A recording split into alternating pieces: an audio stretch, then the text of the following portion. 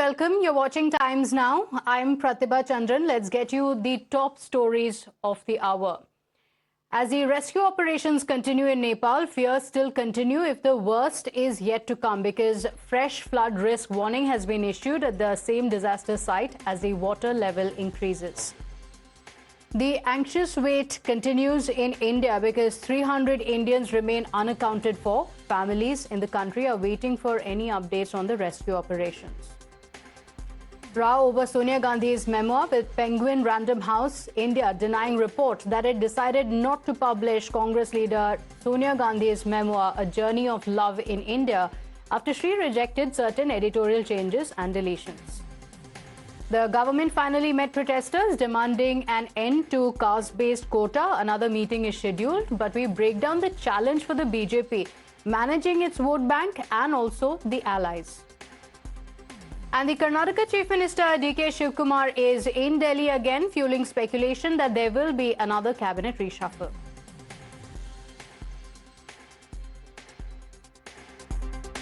And we're keeping our focus on the situation in Nepal, which is reeling under a catastrophe that is still unfolding. The death toll has now climbed to 538. But there is some good news that is coming in amid the devastation caused by the Nepal flash floods. India's rescue and evacuation mission is also gathering pace, with 21 Indian pilgrims from Tamil Nadu now back home. The group, rescued from the flood-hit region, has been brought to Kathmandu and then landed in Delhi today. The External Affairs Minister S. Jaishankar met the rescued pilgrims and heard their ordeal firsthand. I just received a group of people, Indians who had gone on pilgrimage to Mansarovar, Kailash Mansarovar, and they had been rescued after the floods. So they were brought back to Kathmandu. They were rescued by the Nepali army, and then our embassy arranged for them to come back. So I just came to meet them and, of course, shared our great relief that they were safe and sound, and learned from them about their experiences. They were taken to Kathmandu, then our embassy has arranged for them to come back to India by the flight which has just come in. So I want to say right now, we are still very much focused on contacting all the Indians who are dead. We believe little more than 300, exact number keeps going up and down. About 315 Indians are still not been contacted.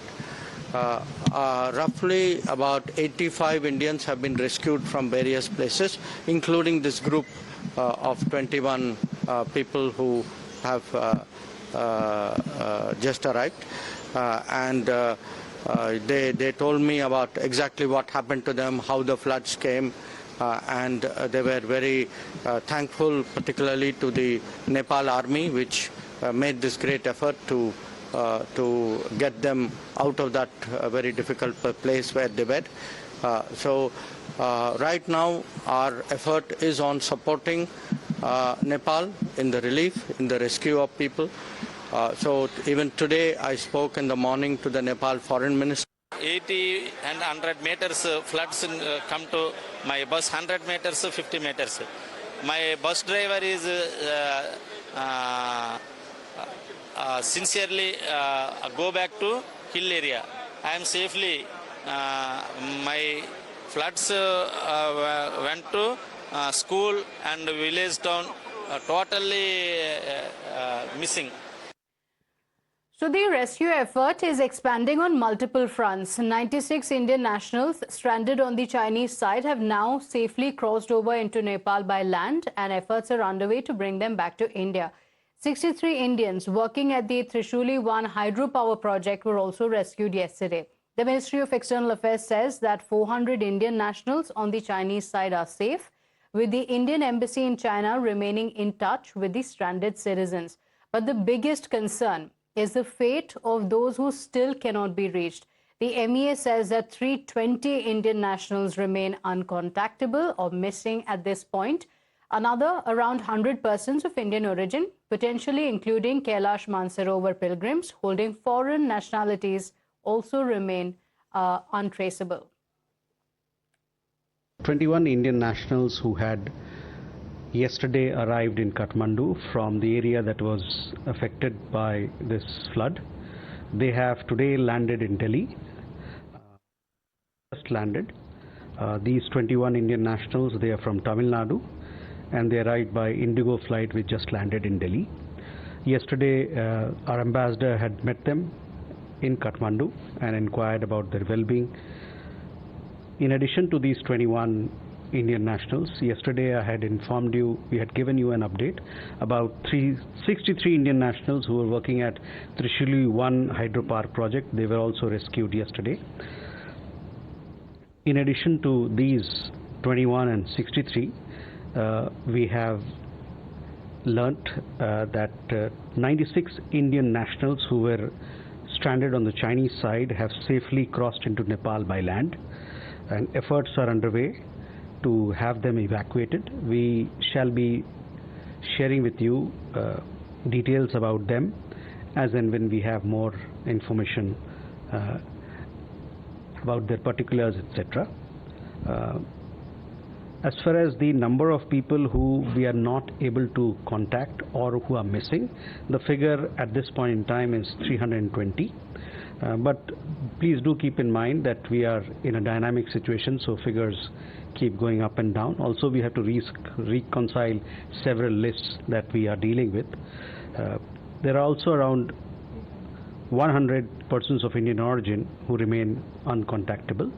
So these are people of Indian origin who may have gone for Kailash Mansarovar Yatra, but they hold other nationalities. Even as Nepal battles a catastrophe of this scale, Kathmandu has taken a striking call. It says that it does not need foreign search and rescue teams for now. Government sources say that the External Affairs Minister Jaishankar and the Nepalese Foreign Minister Shishir Khanal had a telephonic conversation where the EAM offered all help to Nepal, including NDRF assistance. But Nepal is not refusing humanitarian aid. The decision specifically concerns foreign search and rescue teams.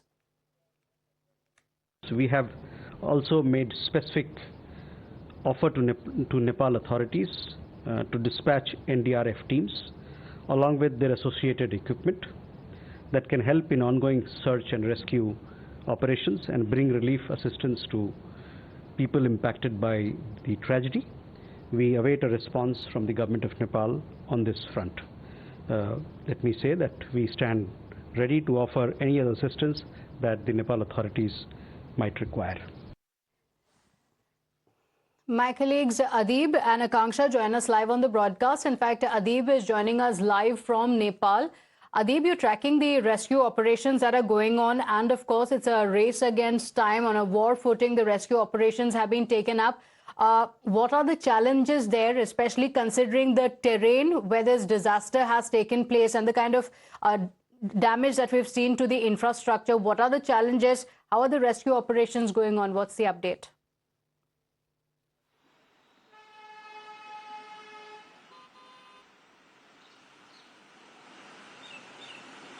Well, Pratibha, see, the challenge is real for the Nepal army and the administration, as most of the roads that leads through Raswa, they have all been washed away. Now, the only possible way to reach Raswa, even for the army, is through the choppers. And what we saw earlier in the day, that how they were taking out multiple sorties were being done by the Nepal army, and even they were using private helicopters as well to send out the relief material for the people, those who have been stranded. They are sending the food packets, water bottles and other equipments as well to Raswa and the upper parts of Nepal where the tragedy has struck. Now, if we talk about the infrastructure damage that Nepal has witnessed, in fact, when I was in Bidur, we saw that how the solar plant, the entire solar plant of one district, Bidur district, it was washed away. The bridges, the roads connecting two important districts, they all have been washed away with the floods. And even now in the Bidur the high alert is on, and they have been all the local residents, those who are staying over there, they have been asked to vacate the place after the China has issued the level 4 warning. And now with this, the Nepal police, they have also started prohibiting people from moving towards Bidur. In fact, all the vehicular and pedestrian movement, it all has been banned by the Nepal police in that particular area, Pratibha. Okay, all right. Stay with us. We just heard from the Ministry of External Affairs as well. Akanksha is also live with the details. And Akanksha, while there is a glimmer of hope, many Indians have already been safely evacuated. They have been brought to the country. But for many back home, that anxious wait continues because there are still over 300 Indians who, as per the MEA, still remain untraceable. Oh, absolutely. And we've just come out of that briefing by the Ministry of External Affairs, and the sense that we are given is that it is an extremely arduous, tedious, Herculean task right now to have rescue and relief efforts currently reach those stranded victims, and more importantly, reach out to the missing persons. Time is of the essence, Pratibha, and because this entire barrier lake at the border between Nepal and China, especially in Tibet, has now started bursting at its seams. There's already a high alert being issued by China at level 4 emergency is what we're being told. So there's, of course, that risk of further flooding. And at this time, India has offered all the help that it could. As you were also sharing earlier, External Affairs Minister not only received those 21 pilgrims from Tamil Nadu, he's also had a telephonic conversation with his Nepalese counterpart, Shishir Khanal, where he's offered all kind of help from India. That includes the NDRF personnel as well. Now, we are being told if they are going to use whether or not they afford to choose this help remains to be seen. India has, of course, offered all kind of help. But remember, Nepal has dismissed any kind of other aid or help coming in from other countries, from the United States or UK.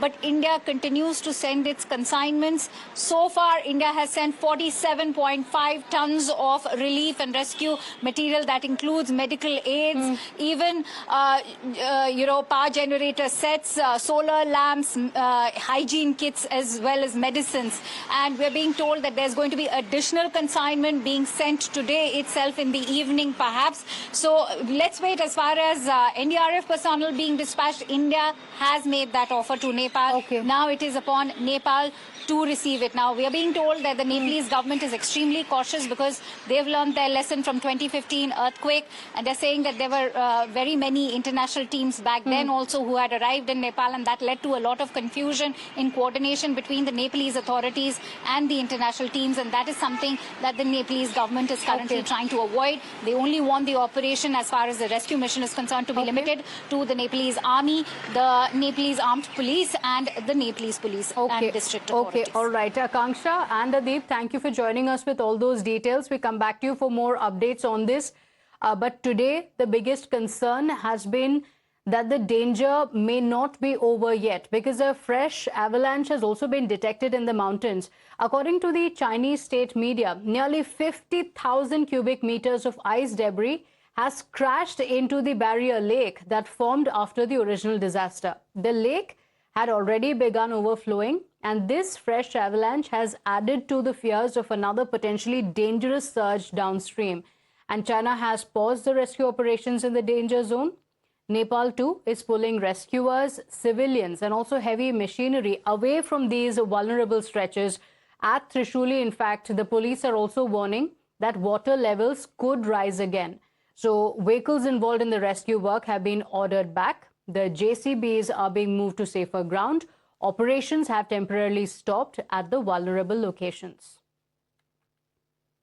पानी बढ़ने वाला है, इसलिए रोक रहे हैं सबको। तो अब आगे कोई गाड़ी नहीं जाएगी? नहीं जाएगी। जो गाड़ियां रेस्क्यू के काम में लगी थी सब वापस आ रही है? वापस आ रही है, सब आ रही है। वहाँ से सारे आदमी को खाली करवाया जा रहा है? खाली करवाया जा रहा है, सबको सेफ जगह ले जाया जा रहा है।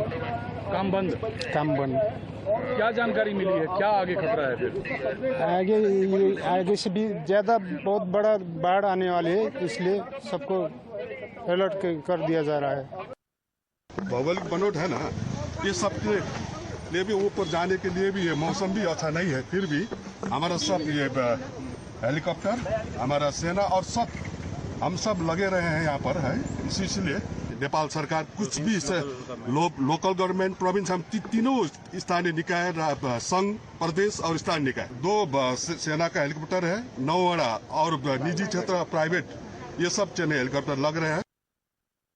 And Times Now is tracking this catastrophe from multiple locations across Nepal. Kritika, my colleague, is today in Shimchor, and what she has found tells you the scale of destruction in a single statistic, because 20 houses stood in this settlement before the flood, and today only 1 remains. On your screens, firstly, I'll take you to the visuals of what we can see are the remnants of a solar park, wherein you'll be able to see how multiple such panels have completely been uprooted after the flood came in. In fact, one of the viewing headquarters, also not exactly headquarters, but one of the viewing buildings also that has been constructed, only a small square, like a window is only in fact visible on your screens currently. And even if we were to pan towards our left, you'll be able to see how more than half, in fact, of the solar park infrastructure has all been taken over by the flowing Trishuli river as well. On your screens is also, in fact, a basti that we are told was known as the Simchor basti right here. And there were about some 20 houses right at the bank of this river. And currently, all we can see is one such house that remains. And on your screens also, all you can see is just debris, big boulders carried by the river, the intensity of which, of course, a lot of people were saying it was as if there was black smoke all around.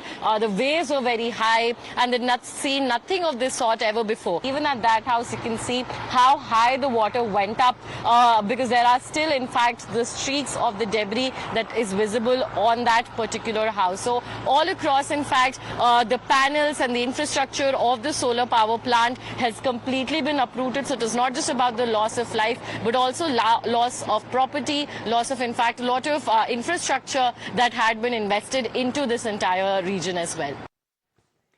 Now, earlier Kritika also flew over the Trishuli river corridor. From the helicopter, she saw the entire settlement inundated in places and only roofs of the homes visible.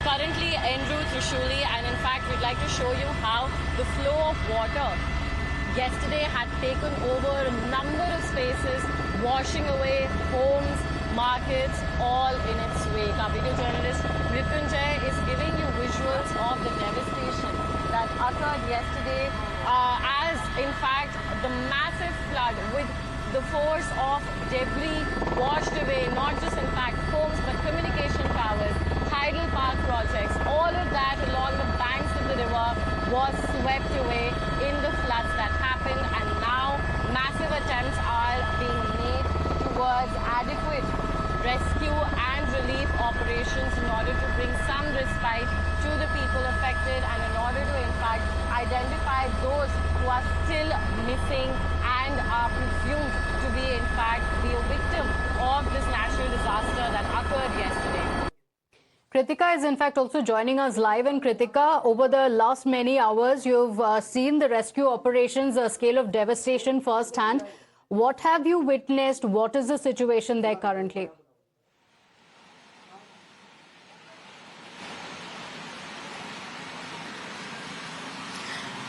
Pratibha, just a while back, we were at Devi Ghat. This is a place which is named after a Devi temple right here in Nuwakot. So, we've now understood that even that Devi temple has been washed off in the floods. In fact, there were 2 bridges over there as well, one concrete bridge and one iron bridge as well, both of which have been completely washed off. The entire space is covered in just debris, which is 12 to 15 feet high, which means we can see nothing below the ground. Below the first floor level, the ground floor of all those houses are still, in fact, covered in debris, and there's nothing that remains in that area. And Nuwakot, remember, is still in the downstream of the Trishuli river corridor. It's still away from the Tibet border, away from the Rasuwa district, which remains to be the most impacted. But being there, that shows us the devastation that would have probably happened upstream as well, because even downstream, the destruction that the Trishuli river, when it came down,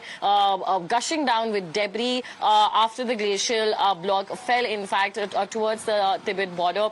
The destruction is unimaginable. People there, fortunately, had a 30-minute warning beforehand, so they were able to evacuate, but all their homes, their commercial, their shops, all of that is currently destroyed. So, of course, we also met those people. They were allowed briefly by the military to visit that space, and because it's post 5 p.m. now, all of that area has also been cleared. They're all being sent to a makeshift, in fact, rescue camp. Right now, also, I'm reporting from the Trishuli military base. Here also, you'll be able to see how some people are still outside the camp, and they're waiting for any information on their loved ones and the people who are still missing because of these floods. But the scale of devastation, Pratibha, is something that most people have never seen before.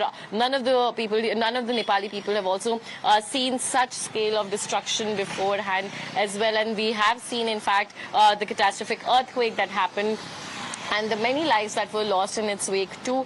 But this time they say that this was something that has again jolted, in fact, that their faith. It has uprooted families at the hospital earlier. We saw a huge queue around the help desk wherein people, one after the other, are coming in with pictures of their relatives who've been lost. And they're pasting it on the walls of the hospital as well with their contact details, hoping to hear something back. There were also pictures of Indian pilgrims that are still have not been traced, is what we are understanding from our sources in the hospitals as well. There have been deaths as well that have been reported. So mortuaries is also where a lot of people, unfortunately, are going in to check whether or not their relatives are there. At least their bodies have been found. But currently, also, even as it continues to rain in some parts in Nepal, there is in fact a that was given earlier in the day about the possibility of, in fact, we're facing some technical difficulties, but Kritika getting us the update. Hundreds still remain missing. Kritika, stay safe, take care. Thank you for joining us on the broadcast with the update on the ground. The biggest fear at the moment is whether the worst is actually over or there is still to come, because these warnings still continue for Nepal. And across the border, the scale of the Chinese operation is also enormous. Chinese state media now says that 5 people are dead and 558 remain missing in Tibet. Beijing has deployed satellites, the Winglong UAV, smaller drones and thermal imaging technology. Drones are also searching for human heat signatures. High-resolution imagery is being used to build 3D models of the entire disaster zone. Satellites are comparing pre- and post-disaster imagery. Drones are monitoring the perimeter and water level of the barrier lake. But the broader question is unavoidable. China today is using satellites, drones, thermal imaging, rainfall forecast, and hydrological monitoring to assess the new barrier lake. So here are the big questions. Was the first cross-border alert delayed? If there was a delay in the cross-border alert, then what was the reason for it? And why is it that there was no real-time upstream data for Nepal that was available? Has upstream construction altered flood flows completely? And did China's construction worsen the flow of water, subsequently adding to the disaster? And if the alert was possible for the second barrier lake, why is it that it was not possible for the first? These questions still remain, but at the moment, of course, the focus remains on the rescue operations. With that, let's shift our attention now to a big political story of the day. There is a fresh twist in the controversy over Sonia Gandhi's upcoming memoir, Belonging, A Journey of Love. Penguin Random House India has now issued a categorical statement saying that it is not the publisher of the book in India. This comes amid reports that Penguin backed out after Sonia Gandhi declined the proposed editorial changes. The publisher, though, says that it's not an accurate account of what happened. Penguin, in fact, goes on to say that fact-checking and making editorial recommendations are part of its normal publishing process, and that it remained willing and keen to publish the book. But the publisher is refusing to disclose details of the discussions with Sonia Gandhi, citing confidentiality. So while Penguin has denied that editorial changes led to this decision, it has not yet commented on what exactly happened during those discussions. The BJP has now attacked Sonia Gandhi over the memoir. Now, It says that the publishers have to verify facts and maintain credibility before publishing a book. Listen in. Well, it's not a matter of bowing down. It's a matter of shame, great shame. That even in writing a book, of course it is being written by someone else, you are not placing the facts and figures, and that's why the publishers are not ready to publish it. Because the verification has to be done, the credibility has to be maintained of the publisher. So sad. इतनी मेहनत से किताब लिखवाया था, अब छपेगी भी नहीं. गलत है ना, यही तो मैं भी कह रहा हूँ कि अब उसका निश्चित उत्तर तो सोनिया जी दे सकती हैं. क्या चेंजेस जो चाहते हैं, और जब उनके अनुसार तो बुक नहीं लिखी जाएगी. कोई भी लिखता हो तो जो प्रकाशक के हिसाब से तो बुक नहीं लिखा जाएगा. उनका जो अपना जिंदगी रहा होगा उसके बारे में लिखेंगे, तो वही करना चाहिए. नहीं, इस पे भाजपा भी अनर्गल प्रलाप कर रही है. भाजपा को क्या मालूम, या किसी को क्या मालूम. जैसे मैं कह रहा हूँ कि मुझे नहीं जानकारी है, तो उस पे नहीं मुझको बोलना चाहिए. My colleague Sabyasachi joins us on the broadcast with the details of the political controversy. And Sabyasachi, over the last few days, we've seen details of the book being tweeted, put on social media by many of the Congress leaders, including Rahul Gandhi and Priyanka Gandhi Vadra herself. Now, what seems to have changed completely? Well, Pratibha, right now it has started into a full political war of words. You have Congress Member of Parliament, Mr. Gaurav Gogoi, who had said that Penguin India is happy to publish Exam Warriors, which is Prime Minister's book, and several books on the RSS. Now, he then said that people in the BJP government have become afraid of this book being read by Indians. Now, he did not name the passages that Penguin wanted to change. Now, in fact, Tamil Nadu Congress Committee, in fact, have went further than Gaurav Gogoi. Now, it said that Penguin Worldwide is ready to publish book unchanged, but Penguin India wanted changes only for India, and it is asked why a book that can appear as is abroad cannot appear as is here. Now, it called blocking or altering a senior opposition leader's book as an attack on freedom of speech. So Congress party right now has claimed that has stand united with Sonia Gandhi, and right now the Congress party in fact is attacking the Bharatiya Janata Party and the RSS for it. Okay, all right. So were some changes suggested? Did Sonia Gandhi not want to go through with them? We don't know yet, but the mystery around it continues with an official statement not really given out. Sabyasachi, thank you for joining us with those details. The political controversy around it, of course, continues. With that, we're slipping into a very short break here, but don't go anywhere. We'll be right back with lots more on the other side.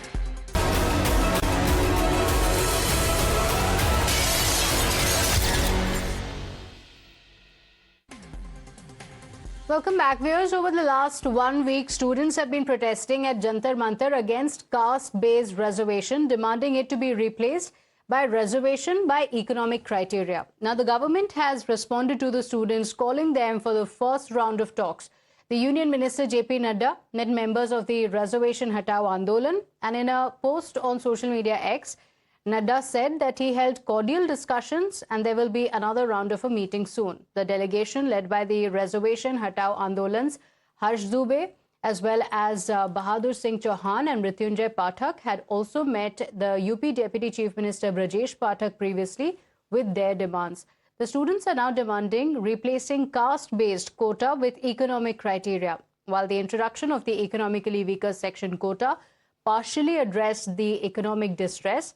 The students are demanding that they should bring in more changes. They're also demanding creamy layer to be relooked at and demanding the withdrawal of the UGC caste equity directives. जो हम लोगों ने बहुत बड़े जन समूह के साथ बहुत बड़ा आंदोलन 21 अगस्त को जंतर मंतर पे किया था, उसको बाद में ध्वस्त कर दिया गया। उसके बाद सरकारों ने हमसे पूछा कि आप क्या चाहते हैं, तो हमने कहा कि हमारे अपने मांग पत्र को केंद्रीय नेतृत्व तक पहुंचाना चाहते हैं। तो जो कि केंद्रीय नेतृत्व तक पहुंचाने के लिए हम लोगों को वहां बुलाया गया और वहां 2 दिन सार्थक चर्चा हुई। कल 3 स्तरीय बैठक हुई, उसके बाद में आज पुनः बुलाकर 2 घंटे तक बहुत विस्तार में चर्चा हुई और हमें आश्वासन दिया गया कि हम बहुत जल्द शीघ्र पुनः इस विषय पर बैठकर प्रेस कॉन्फ्रेंस करेंगे और सरकार इस विषय पर संज्ञान लेगी और कुछ बदलाव किए जाएंगे जो कि देश हित में होंगे और जात पात को खत्म कर देश को आगे बढ़ाने के लिए होंगे। These meetings and outreach come amid BJP facing anger from the upper caste. In fact, the communities have been the base of the BJP support base since 1989. Over the last few months alone, they have been upset over discussions on a nationwide caste census. There has also been growing anger over the now stayed UGC caste discrimination guidelines. And ahead of the UP elections, the protests can also dent the BJP's chances as the general category voters form up to 20% of the UP electorate. इतना मैं जरूर कह दूं कि जो लोग भी आरक्षण की समीक्षा की बात करते हैं या उसकी सोच भी रखते हैं, ये वो लोग हैं जो देश से आरक्षण को समाप्त करना चाहते हैं। आरक्षण की समीक्षा करना, उसका मतलब उसमें से व्यवस्था में से लोगों को हटाए जाने की बात करना, इसके दायरे को कम करना, और यहाँ से शुरुआत उन लोगों की सोच की होती है जो लोग इस पूरी व्यवस्था को समाप्त करना चाहते हैं। आरक्षण कल भी था, आज भी है, रहेगा। ये सामाजिक न्याय की लड़ाई को सशक्त करने वाली सोच है। माननीय नरेंद्र मोदी सरकार ने 10% आरक्षण मतलब EWS को, इकोनॉमिकल सेक्शन को देने का निर्णय लिया है। तो सबके लिए मतलब आरक्षण अभी है, तो उसका विरोध करने की क्या मतलब है? तो जेपी नड्डा साहब उनको मिली, अच्छी बात है। उनका क्या कहना है उस पर जेपी नड्डा जी ने उनकी बात सुनी होगी। लेकिन मेरे पार्टी का स्टैंड है कि दलित आदिवासी का ओबीसी का आरक्षण बिल्कुल हटाया नहीं जा सकता है, EWS का आरक्षण हटाया नहीं जा सकता है। एकदम संतोष कुमार ने कहा है कि अगर जो आरक्षण की व्यवस्था अभी है, आरक्षण में कुछ वर्ग के लोग काफ़ी उन्नति कर लिए हैं और उनके बाल बच्चे भी लोग बहुत आगे बढ़ गए हैं, साक्षरता दर उनका भी बढ़ गया है, और जो नीचे तबके के लोग हैं उनको साक्षरता दर बहुत कम है। इसी तरह से बंटवारा होना चाहिए, संतोष कुमार ने कहा है। ठीक है, बिहार भारत के मंत्रिमंडल में डिस्कशन हुआ, वहाँ भी हमने कहा है कि आरक्षण कोटे के अंदर बंटवारे होना चाहिए, और हम नहीं कर रहे हैं, ये भारत का सुप्रीम कोर्ट ने भी कहा है। देखो, ये कंफ्यूजन क्यों क्रिएट कर रहे हो? भारतीय जनता पार्टी बार बार इस बात को कह चुकी है, जो दबे हैं, जो कुचले हैं, जो दलित हैं, जो कमजोर तबके हैं, वो जब तक प्रगति की मुख्य धारा में शामिल नहीं हो जाते, जब तक उनको उनका अधिकार नहीं मिल जाता, तब तक जो आरक्षण की संवैधानिक व्यवस्था है उसमें कोई बदलाव नहीं होगा। ये बार बार कहा गया। उसके बाद भी आप कंफ्यूजन क्रिएट करने में अगर कुछ लोग लगे हैं तो ये उनकी अपनी समस्या है। Meanwhile, the Congress is of the belief that the BJP and also the RSS wants to end reservation in the country. Before the Bihar election, not this election, which was earlier of this election, RSS chief had given a statement against reservation, and after some time they have taken U-turn. They are basically against reservation of OBC and scheduled caste. I am sure RSS may be behind this movement. If Nadda Sahib is meeting, it will be of no use at all. With that, we shift our attention now to what's happening in Karnataka. The question is there a cabinet reshuffle on the cards again in the state? Chief Minister D.K. Shivkumar is in Delhi again, just weeks after the cabinet reshuffle. His latest visit comes amid the protests against Karnataka's Minister B. Nagendra, who is embroiled in a controversy surrounding the alleged 90 crore rupees scam involving the state's Valmiki funds. Remember, the controversy dates back to May 2024, when a government account officer had died by suicide, leaving behind a note that alleged financial irregularities in the Valmiki funds. An FIR was registered, and 2 days later, the political heat intensified. Eventually, it forced B. Nagendra to resign as minister. That was back in 2024. Then again, fast forward to June this year, the CBI filed 3 separate charge sheets in connection with this scam. Despite the details, Nagendra was re-inducted into the Karnataka cabinet this month, but now with D.K. Shivkumar in the national capital again, there are speculations that he could be sacked or axed from the cabinet. I came to meet my advocates about to have a on this Nepal. Some of the tourists have been missing there. I had a meeting with my leader, no doubt, in the interest of the party. He is very much interested about the labor, workers, students. He has guided us, the working committee has guided us on the education reforms, examination reforms, and fee structure for the students.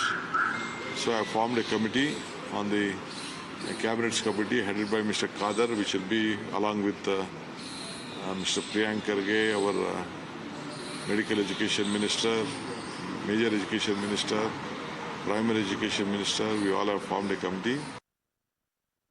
ಏನಾರ ಬರಬೇಕಾದ್ರೆ file ನನ್ನ ಹತ್ರನೇ ಬರಬೇಕಲ್ಲ, ಬೇರೆಯವ್ರ ಹತ್ರ ಅಂತೂ ಹೋಗಲ್ಲ. ಯಾರಿಗೆ ನೀವು ಅಪಾಯಿಂಟ್ ಮಾಡಬೇಕಾದ್ರೆ, ಯಾರಿಗೆ ಮಂತ್ರಿ ಪದವಿಯಲ್ಲಿ ತಗೊಳ್ಬೇಕು ತೆಗಿಬೇಕಂದ್ರೆ ಅದು ನನ್ನ ಹತ್ರ ಬರದೆ ಹೋಗೋದಿಲ್ಲ. ಅದು ಬಂದ ಮೇಲೆ ನಿಮಗೆ ಫೋನ್ ಮಾಡಿ ಹೇಳ್ತೀನಿ. Now, these speculations are going on. Mallikarjun Kharge, of course, going on to say that as of now, no such decision has been taken, while DK Shivkumar himself, when he was asked about it, said that Nagendra was a loyal soldier of the party. ಬೆಳಗ್ಗೆ ಮಾತಾಡಿದ್ದಾರೆ, ಧೈರ್ಯದಿಂದ ಬರ್ತಾ ಇದ್ದಾರೆ, ನಿಮ್ಮ ಹತ್ರ ಮಾತಾಡ್ತಾರೆ. ಅವರೇ ನೇರವಾಗಿ ನಿಮ್ಮ ಹತ್ರ ಏನು ಬೇಕೋ ಅದೆಲ್ಲ ನಾನು ಹೇಳಕ್ ನಾನು ತಯಾರಿಲ್ಲ. ಅವರೇ ಬರ್ತಾರೆ, ನಿಮ್ಮ ಹತ್ರ ಮಾತಾಡ್ತಾರೆ. ನನ್ನ ಹತ್ರ ನಾನೊಬ್ಬ ಪಕ್ಷದ ಸಿಪಾಯಿ, ಪಕ್ಷಕ್ಕೋಸ್ಕರ ನಾನು ಎಲ್ಲದಕ್ಕೂ ಸಿದ್ಧ ಇದ್ದೀನಿ ಅಂತ ಹೇಳಿದ್ದಾರೆ. ನಾನು ಆತನಿಗೆ ಬಿಟ್ಟಿದ್ದೀನಿ, ಆತನೇ ಬಂದು ನಿಮ್ಮ ಹತ್ರ ಮಾತಾಡ್ತಾರೆ. My colleague Imran is joining us on the broadcast with the details. And Imran, over the last few days, there has been a lot of political and legal heat on the Karnataka government over B. Nagendra. Now, DK Shivkumar is back in the national capital. Is that a possibility that Nagendra could be axed from the cabinet?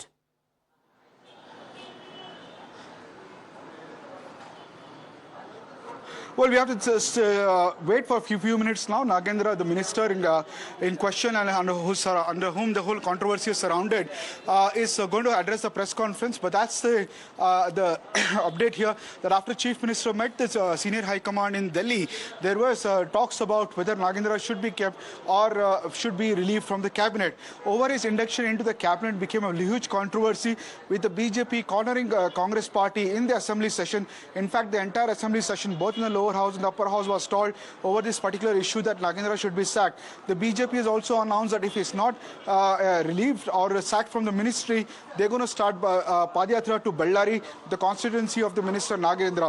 So after the visit, the chief minister, when commenting on this issue, said that he's a soldier of the party and he will abide by what is in the best interest of the party there. So in a short while from now, he'll address the PC. We have to wait and see what his decision will be. As far as we know, sources are concerned, in the high command, they asked to relook into the chief minister, as these are the allegations, whereas the SIT has given him a clean chit. It's the same case where former chief minister Siddaramaiah and also Kumaraswamy also was in this similar circumstances, but no, they didn't resign. Why is the need to Nagendra to resign is what the high command has asked. But what is the final decision outcome? He met the chief minister. He's coming here to address the PC. In a short while from now, we'll get to know what is the decision of Minister Nagendra and whether he'll remain in the cabinet or he will tender his resignation. Okay, all right. Interesting updates. Imran, thank you for joining us with those details.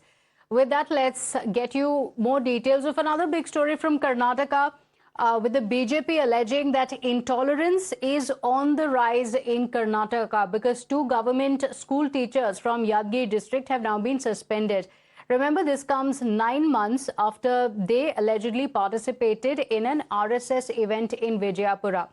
Now, suspension orders have been issued against Gururaj Joshi and the head teacher Anna Sahib Deshmukh over their alleged participation in the event. This action comes months after the incident had also raised a lot of questions, with the Karnataka Home Minister now, Priyank Karge, also raising questions on the same. The suspension has sparked a political firestorm between the Congress and the BJP. That's left to the education department. See, if somebody has complained and if the department thinks it's not fit to be participating in it, they will take action. And why should our employees take part in an unregistered organization? Mr. Priyanka Karge seems to have taken his job not so seriously, because is more bothering about RSS, Pathasanchalan and all other things. And the incident which took 9 months back and wherein 2 government school teachers participated in the Pathasanchalan, they are suspended today. So suddenly Mr. Priyanka Kharge consciousness has probably evoked and he says that I am going to not tolerate anything which is with the RSS. My colleague Akshara joins us on the broadcast with the details. And Akshara, a few months ago, a big controversy had been raised, and in fact, Priyank Kharge is also one of the Congress leaders who has openly taken on the Congress time and again. Is this action against the teachers based solely on the fact that they attended an RSS event? Well, if you take a look at this incident that took place around 9 months back when these 2 teachers, the government high school and primary teachers, attended this particular RSS incident that took place, even then, Priyank Kharge was the RDPR minister. A complaint was filed before him by an individual, and following this complaint, an inquiry was launched into this. As you can see now, after this particular suspension has been made, Priyank Kharge is also seen saying that these are unregistered organizations. If anyone takes part in any events of this particular unregistered organization, necessary action will be taken. That is what is being done, is the word coming in from the Karnataka Home Minister Priyank Kharge, where he doesn't say explicitly that they were suspended because they participated in an RSS event. He says that if any private events or any organizations that are unregistered and the government officials go ahead and take part in this particular event, then necessary action will be taken. That's the word coming in from the government as well as the Karnataka Home Minister Priyank Kharge. Okay, all right. And the Home Minister continued to say that these teachers attended the event of an organization that's not even registered. So that political face-off continues. Thank you for joining us with those details. With that, it's time for us to slip into a short break. We'll be right back.